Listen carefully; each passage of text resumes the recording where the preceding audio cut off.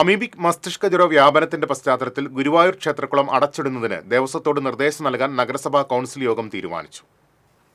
ഗുരുവായൂർ നഗരസഭയുടെ പൊതുകുളങ്ങൾ നേരത്തെ അടച്ചതാണ്.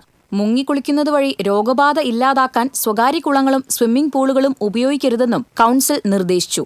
തെരുവ് വിളക്കുകൾ അറ്റകുറ്റപ്പണി നടത്താത്തത് സംബന്ധിച്ച ചർച്ച കൗൺസിലിൽ കത്തിക്കയറി.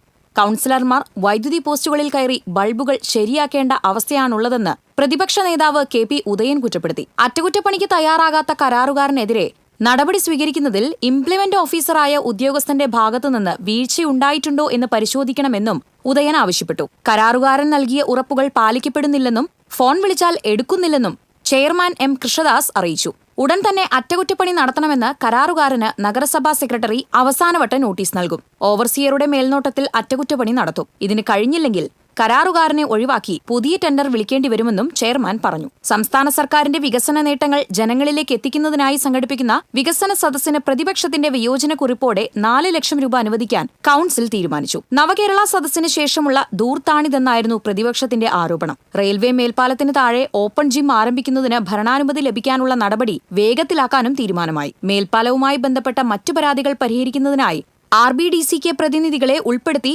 യോഗം വിളിക്കാനും തീരുമാനിച്ചു. TCV news, Guruvayur.